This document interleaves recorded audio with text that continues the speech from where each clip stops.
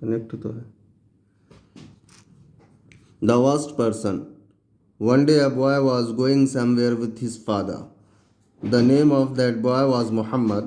While on his way, he had a person calling his friend, "Oh lame person." His friend did not like it. He replied back calling the first one, "Oh bald person."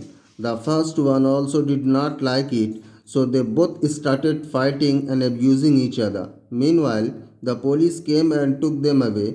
They were taken to the police station and were put in the jail. तो चलिए अब हम इसको translate करते हैं, इस paragraph को, इस कहानी को। One day a boy was going somewhere with his father. एक दिन एक लड़का अपने पिता के साथ, अपने फादर के साथ कहीं जा रहा था। वन डे एक दिन, अ बॉय एक लड़का, वॉज गोइंग जा रहा था, समवेयर कहीं, विथ हिज फादर अपने फादर के साथ। Very simple sentence. The name of that boy was Mohammad. The name of that boy, उस लड़के का नाम मोहम्मद था। मोहम्मद था, मोहम्मद था। वाइल ऑन हिज वे, जब वो रास्ते में था। वाइल, जब, ऑन हिज वे, रास्ते में था। He had a person calling his friend oh lame person. तो उसने एक शख्स को कहते हुए सुना, अपने दोस्त को, ए लंगड़े आदमी। His friend did not like it. तो उसके दोस्त ने इस बात को पसंद नहीं किया। He replied back calling the first one oh bald person.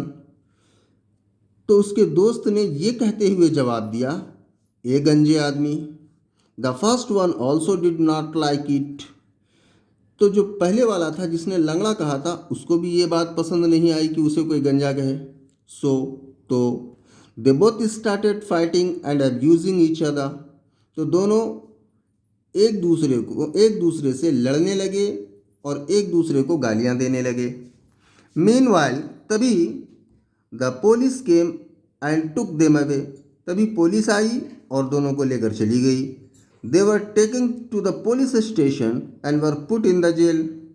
They were taken to the police station and put in the jail.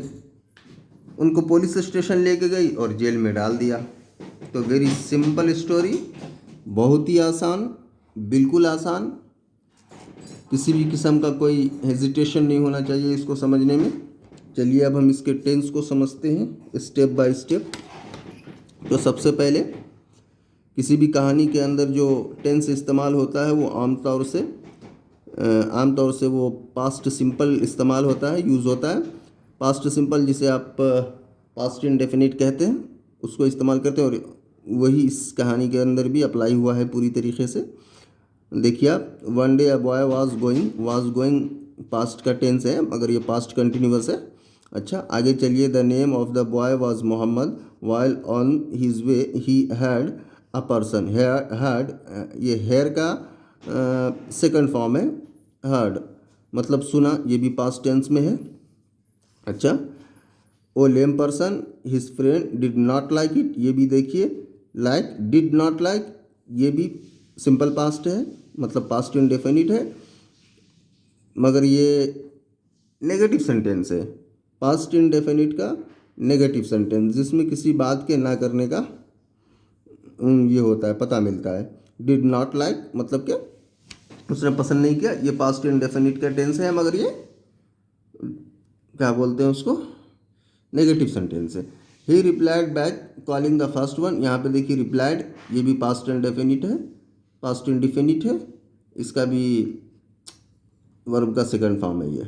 अच्छा, और कहाँ है, डिड नॉट लाइक, फिर से आया, देखिए ये भी पास्ट इंडेफिनिट है, लेकिन नेगेटिव सेंटेंस है। स्टार्टेड, ये भी पास्ट इंडेफिनिट है। इसके बाद और कहाँ है, पुलिस केम, ये भी पास्ट इंडेफिनिट है।